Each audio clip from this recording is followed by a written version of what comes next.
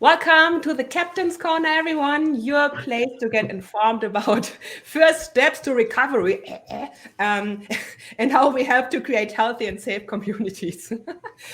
During our live episodes, we share inside views and real story and educational resources. Today, we are super excited to have the first mate in outreach here with us, Steph. Hi, Steph. How are you? Hi, good, thank you. Awesome. Hi, Captain Kath. Ahoy. Okay, and guess what else it is? It's Love Day. It's Happy Love Day to the universe, Yes. apparently. So that's a good thing. So, Happy Valentine's. yeah, Happy Valentine's Love Day. And it's good to be back. Like, we had to be gone for 2 weeks because, it's COVID, sickness, rest. Everybody's hitting the wall and falling apart, and they need to have a rest. So that's good. Yeah. So now we are back.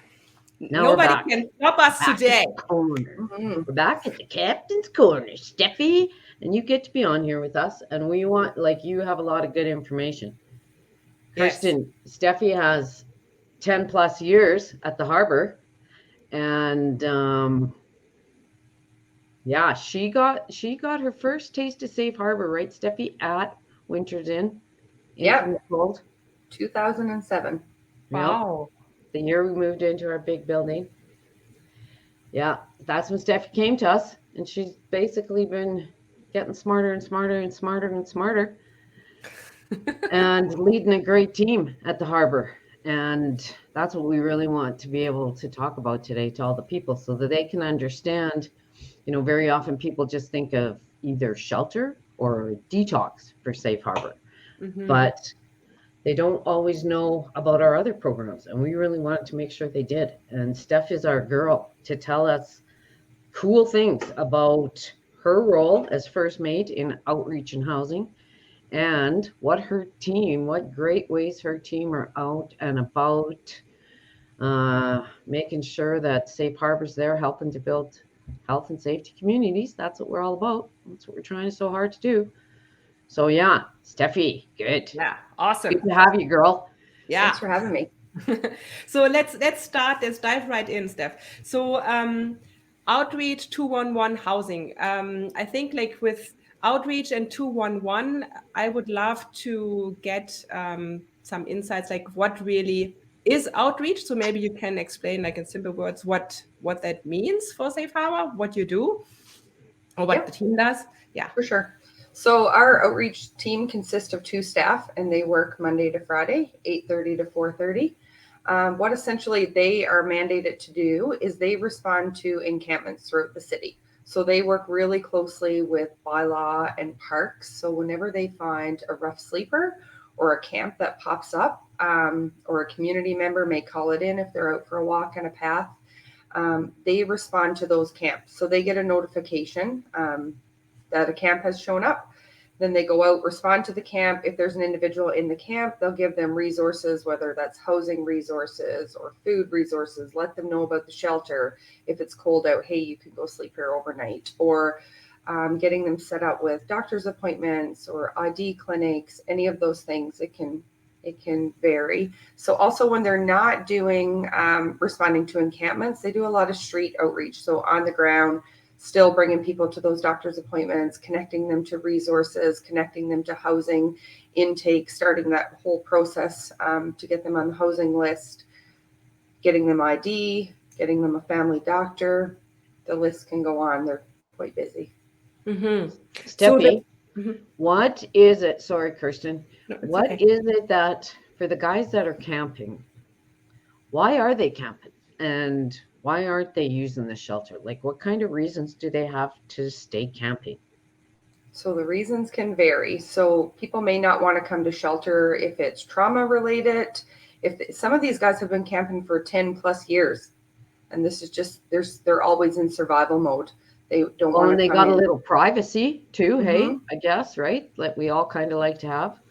Yeah, for sure. And this is kind of just what it's their thing, and that's what they've been doing for quite a while. So oftentimes, if bylaw has found their encampment, they may have another camp set up somewhere else because that it's just that continuing cycle of survival mode and moving to the next place.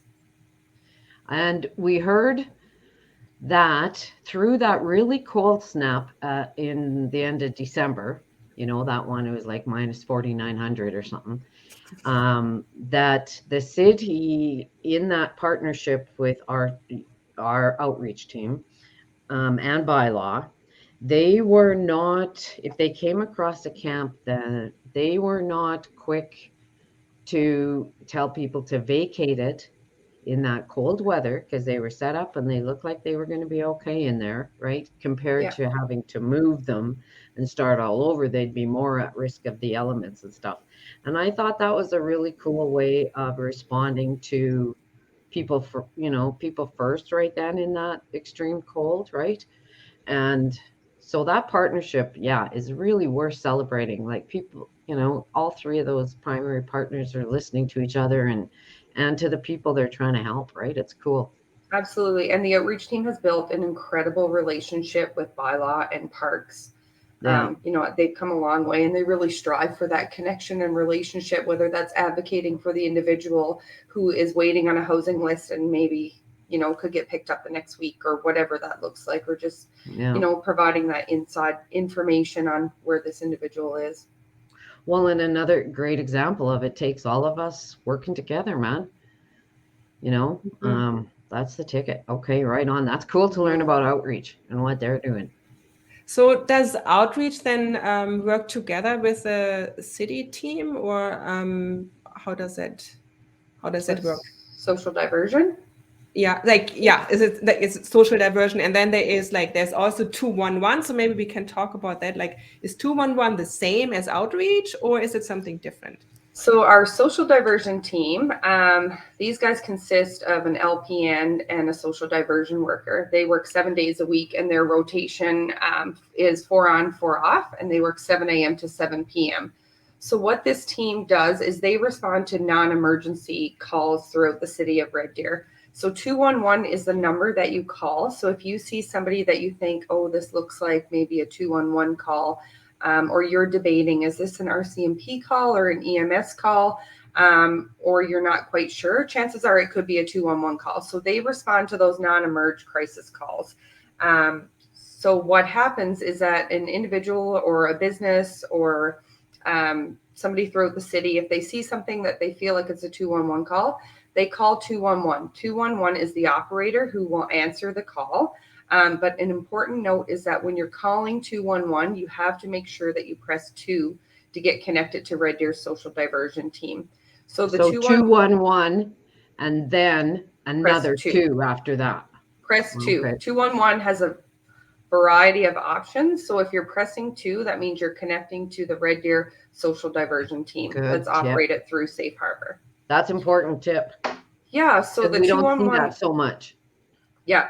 Absolutely. Press 2. Always remember to press 2, because in the beginning of this project, social diversion started out as a pilot project last January in 2021. We had a very successful year. They responded to almost 2,000 calls. So now they have permanent funding for this project. 2,000 calls in 12 months, basically. In 12 months. Yeah. They were averaging about 174 calls a month. That's awesome. That means 174 times a month when people were looking for some help, they found it. Absolutely. And EMS or police. Both the client and the business or the concerned neighbor or community person. Yeah. So what happens is when you call 211, you will get a 211 operator. You'll get connected for Red Deer social diversion team. They'll get all the information on the event. They're really good at screening that and determining, this is a call for the social diversion team. Or if they feel like it's an emergency call, then you probably should hang up and call 911. This sounds like a police call or an EMS call. So then what happens is they check the availability of the team to see if they're on a call currently. If they're available, they dispatch that call through, give them all the information, and then they're out the door and responding within a minute or 2 if they're available. It's cool that one of them's a nurse. Bonus, because who knows what shape Buddy's in, or that's awesome. And I imagine it runs the gamut of we need some help. We need some help with Buddy, maybe who's passed out in front of our business. Yeah. Just a guy that's loitering around. We don't want him around, kind of a thing. Or we found somebody. Yeah. They're sleeping on the park bench. We don't know what to do or whatever. I'm assuming those are the majority of the calls. Yeah, absolutely. So some of their leading factors for their calls, like we just did their report for 2021, and some of the top leading factors were homelessness, intoxication, mental health, inclement weather. Hey, I see this guy. It's like -40. He's walking with a t-shirt on. Maybe Yeah. this is not a police call to take up police, their time and services. So this is a 211 call. So social diversion team will respond to that call. They could provide them with a winter jacket, give them resources, show them, hey, this is where Safe Harbor Shelter is. We can give you a warm handoff and provide transportation to make sure you arrive there safely and Yeah, that you're that's warm. bonus. Mhm. Because that's Mhm. one thing, telling Buddy where it is, but actually picking him up and getting him there is another good thing, right? Yeah. Yeah. So, Steph, do people always call 211, or is there like a different case where they should call the Safe Harbor outreach team right away, or not at all because all goes through 211? How does that work? Yeah, I would say call 211 and then they can kind of decipher if that's an appropriate call for the social diversion team. They also do accept calls from the non-emergent police line.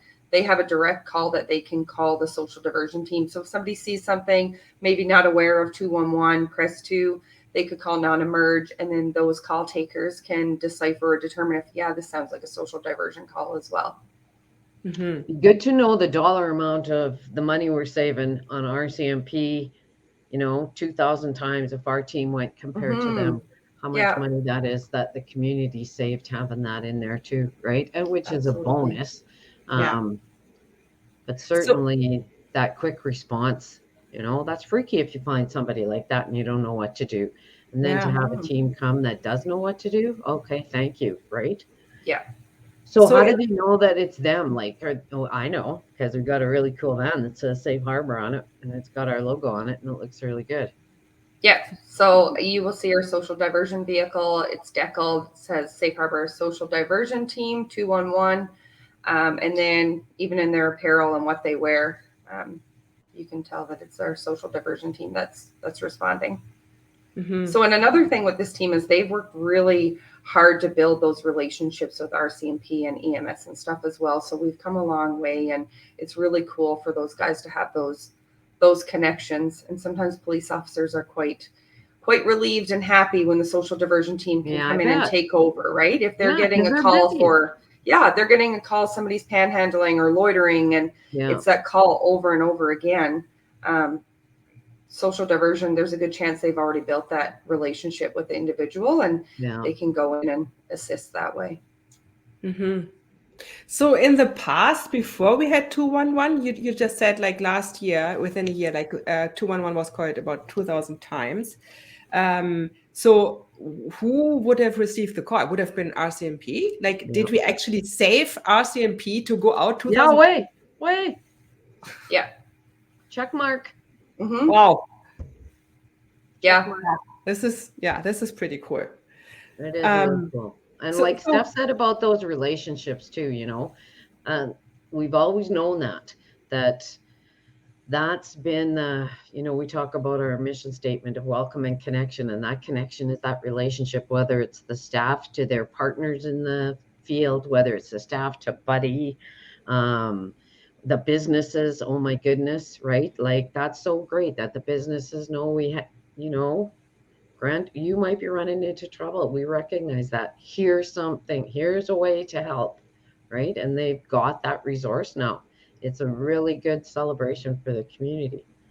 Mm-hmm. Yeah. mhm. And both teams really strive for that, just having those positive relationships with the downtown businesses and businesses surrounding Safe Harbor and throughout the city. And that was a big part of when they started this pilot project was, hey, let's get out there and tell them who we Yeah. are and how we can help them.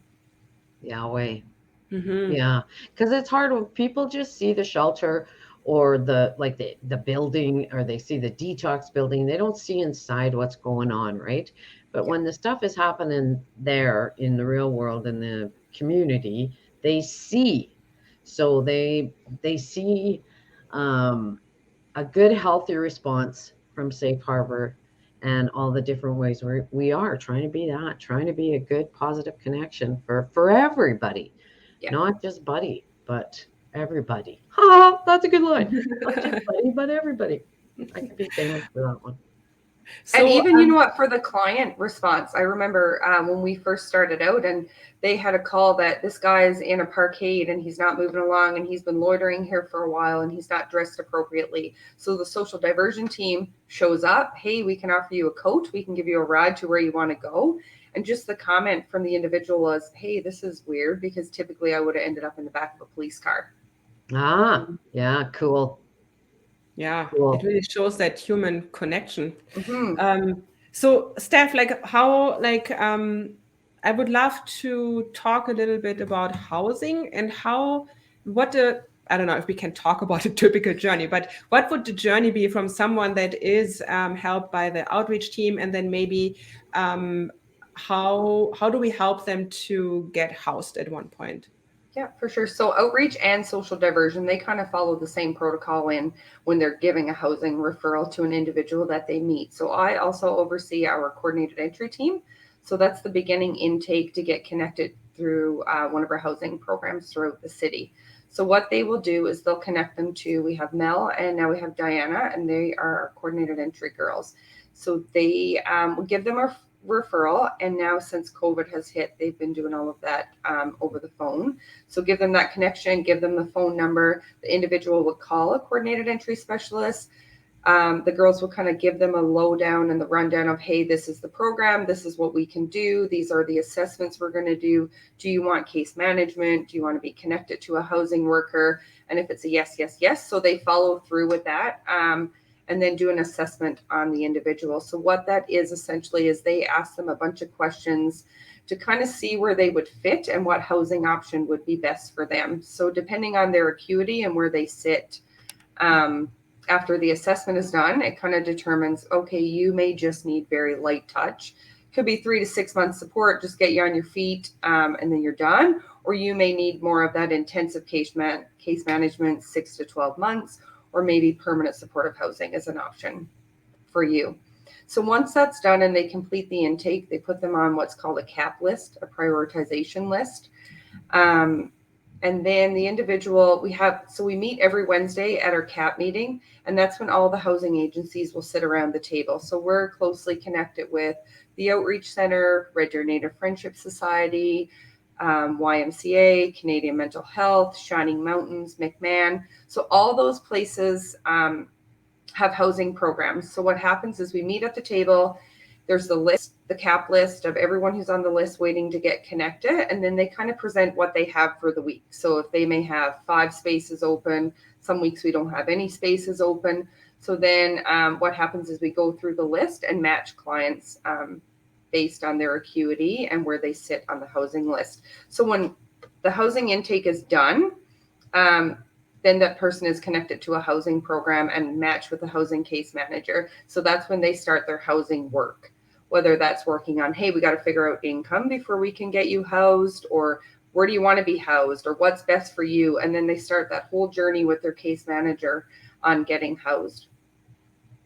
So then, Steph, if they go, so here comes Buddy, and he's going to phone our team at Safe Harbor and have an assessment to figure out what kind of level, if you will, of supports he may or may not want or need. Yep. And then he's going to get assessed to help him see that, and you guys see that. And then he's going over to a housing worker, and he's getting on a list too. So does he just get on the list and stay there until an opportunity comes up, or is he on the list and then his housing workers also keeps working with him, keeps hooking up with them and maybe trying different options? Or like, what's the deal with the list, the wait list? So once you're on the list, like we do the intake bit of it. I mean, we could also provide resources or information on getting that income started or any of that stuff. But until you get matched with a program, you don't get a housing worker until you're actually matched with the program. Okay, gotcha. Yeah, so you don't get a case manager. when you say there may be 5 spaces, that doesn't mean housing spaces. It means case management spaces? Case management spaces. Yeah. Gotcha. Unless we're talking about Amethyst House or pathways, like permanent supportive housing that you can move into a space. Right. Everything else is scattered site housing. So you're going to be working really closely with your case manager on where you want to live, what's best for you, in your price range, what your income will allow. So until you get matched with that housing worker, you sit on the list until you're connected. Gotcha. And I would imagine that the length of that list determines on how many housing options are available at any given time and how many support dollars are available at any given time, right? Depending on what buddy might need. So it certainly lends to our need for housing options in the city, and we know that already. And it's good to know that our mayor and council are looking at that too, with taking a really good look at transitional housing and permanent supported housing. So would you say that just in the community that's become evident that we don't have enough spaces for people? Absolutely. So if you looked at our prioritization list, you will notice that a huge majority of those individuals are waiting for permanent supportive housing. Because they have high acuity. Mm-hmm. They're quite sick still, either in their addiction or mental illness. We know when we house people in that high acuity realm that housing helps. Absolutely. Be that, start to stabilize. So sometimes people may go into permanent housing and be there for a few years, 3 years, but then start, they've been stabilized, get healthy, even though that environment might suggest otherwise, and get ready to move on their own. Like journeys of recovery can happen in permanent supported housing is what I'm trying to say. And we've done that as well. We've done intakes for people to get into permanent supportive housing, and then we've done program transfers that this person has been in for a while and, more stable and just ready to go out on their own. Yeah. Because that's what we all like in the end, right? Yeah. Usually. We just got a comment here from one of our viewers today, Mel Nadine.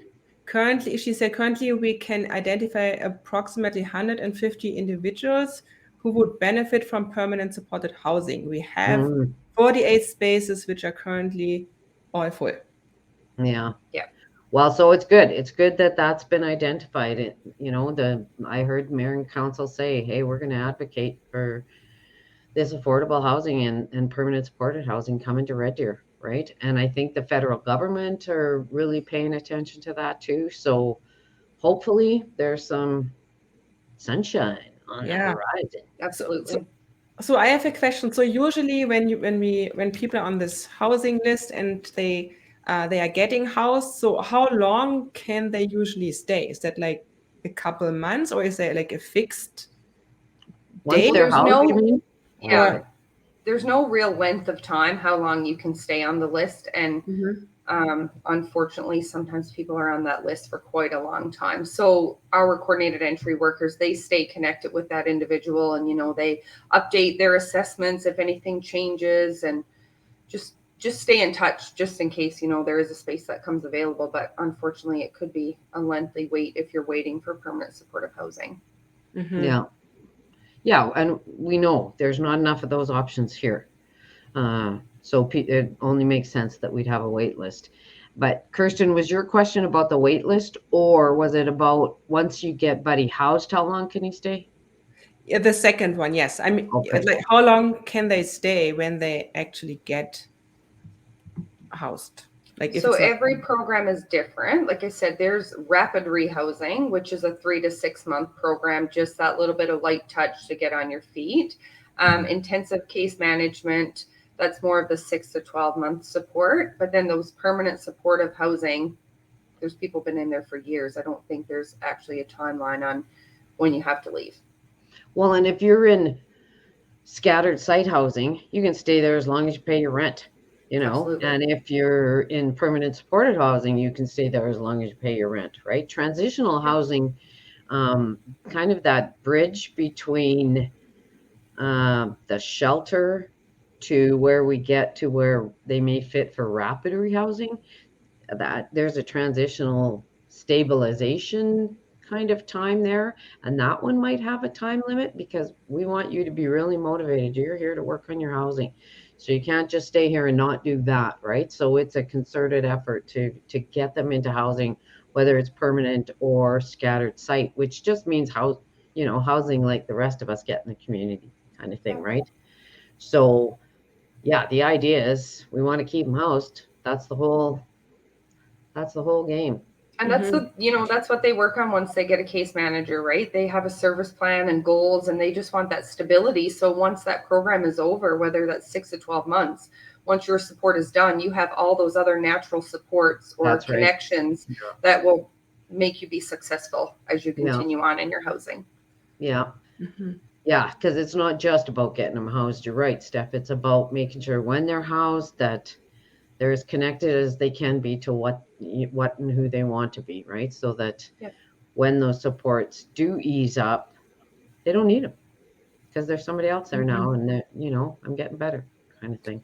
So does the case manager stay connected with them during the whole time of the program then? Like so they get on the list, they have their case manager, and then they are getting housed and they still have their case manager the whole time? Is that what it is? They do. Yeah. So they're checking in with them a couple times a week, or working on that service plan, or connecting them to those other supports. Yeah. Awesome. So it's really cool, man. So do we have any stats, Steph, that you can share in terms of housing? For how many people did we connect? I don't know if the numbers are already out from last year or. So for our outreach team, in 2021, they made 201 housing referrals. So that's people, that's camps they responded to, people they found on the streets that they were connected with. Those are people that they gave that information, connection, referral to coordinated entry to get them connected, to start that assessment and get them on the housing list if they were a fit. Yeah. Awesome. Cool. Well, and the cool thing that about that, what Steph was referring to, the CAP process, which is what is it, Steph's central? What is it? CAP stand for something. Coordinated access, or they got me lost. I don't know. Okay, I've only been doing it for years. Yeah. Yeah. So we just call it the CAP process because it's a great name. And what's cool about it is, as Steph said, are all those other organizations that are at the table, and that these guys are meeting weekly, and they're going over their list. They've got people in the top of their minds, and it's not so, and they're helping support each other, because it's hard if you can't house somebody right away that needs housing, and then you got to go back and tell buddy, okay, there wasn't a spot yet, I'm sorry, and they're waiting, and that's really hard on the staff. So that coordinated response, the community coordinated response that process is a good one, and it's good for the team to have those other supports around them. And you're right, Kath. Like those coordinated entry girls, they're the ones who had to say, oh yeah, no, sorry, not this week. There was no space, or your name didn't come up, or you didn't get matched to a program. So so this is a new feature I just discovered. I can actually put comments on the screen. So Mel said roughly 350 individuals were matched at CAP in 2021. And then coordinated access process. Okay, Mel. My back. She's got my back up. Thank you, Mel. Okay, we're only the bosses of it. We don't know, right, Steph? Like it's only been a lot of years. Yeah, like I said. And I wanted to add one really cool thing is that I oversee 3 of these teams, our social diversion team, our outreach team, and our coordinated entry team. But the connection between 3 of these teams together and how closely they work is super cool. So even social diversion, if they get a call that they know they're going to be tied up for quite a while. Maybe this is a warm handoff to our outreach team if they're available right now, and they can sit with this person at emergency and they can go through this whole process. Or and then it frees up the social diversion team for another call, or even with coordinated entry and Mel or Diana, they're looking for an individual. Hey, you got matched to a program. So then they can communicate that with the outreach team and social diversion team who are out on the streets every day. And if you see this individual, pass along a message, or here's their housing worker. So it's been really cool and interesting how these teams work really closely together, even though they're 3 separate programs. Well, and I think that also speaks to the excellent leadership of my first mate in housing and outreach, Miss Mrs. McDonald. Stephanie. Yeah, like that's a good leader, Steph. You got, that's good. Awesome. Girl, Stephanie. Awesome. Thank you very much, Steph. Is there anything else you would like to add? Any, I don't know, things that happened that you would like to share? Any stories before we end our session today? I was trying to think of stories, but there's so many stories. So, and I just think any positive interaction or that relationship building, or given those positive referrals, whether someone's been sleeping in the bush and, they haven't seen a doctor in 20 years, and outreach is slowly building that relationship, and we've got this far to get them in the vehicle, and now we're going to connect them to a doctor. Or, hey, I've met with you 20 times, and the 21st time you asked me about housing. So let's start this process, and here's the connection for coordinated entry. Or same with social diversion. When they're not responding to a call, sometimes they initiate their own calls. So they save a call from coming in. So they're building that relationships with the individuals that they see, so that when a call comes in, they already have that relationship, and they're going to get a better response from the individual, and they're able to give them that warm handoff. So there's so many stories, but I think even just the successes in those little bit by bit, whether they're ready for housing, they're ready for a phone call, or they've actually talked to us for the first time after 10 interactions. Awesome. Yeah. And I think this really shows like how important that is to connect where they are at, so that they know where to go.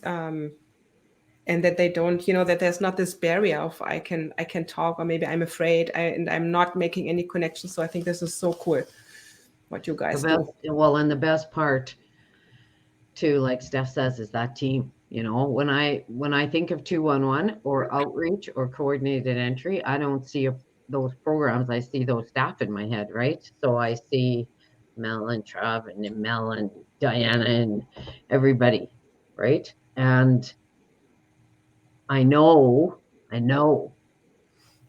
my heart that if somebody phones those guys and that team of mine shows up, that it's going to be good, right? Like it's going to be good for the people, and it's going to be good I know it. And they're bright lights. They're just like these little stars all over the place, shining like crazy. And it's true. And it sounds like corny and kind of sappy, but it's what sustains us and how we sustain each other, You're absolutely right. Like I boast, I take pride in those guys and my teammates, because I know they're all doing such an amazing job. And they have fun. They've all got good giggles, and that sounds really good too. And so does Steph. Yeah. So it's good. I'm always amazed when I see how fun the Safe Harbor team is. This is just amazing. Sometimes I wish like people could see what's actually going on. I mean, we can't tell them. We can't tell them. I mean, we always see, the dramatic news, and it's like how we care and what the client do. But, like if the harbor crew wasn't the way they are, like, like keeping the spirit high and having humor along the way. So this is so important. Yeah. It is. It is indeed. Awesome. Yeah. Okay. Thank you very much, Steph, for joining us today. That was awesome. So I think we learned way more. Like we know a lot of what outreach is, the difference to 211, what housing does. For everyone listening us today, please, if you have any questions, put them in the comments, even though if you watch the replay. And also you can follow us on YouTube. And of course, if you don't follow us on Facebook, please do so as well. So I will say goodbye for now. And Kath, steady as she goes. Steady Thanks, as she goes. Stephanie. Steady she Thank goes. you. Bye. Bye.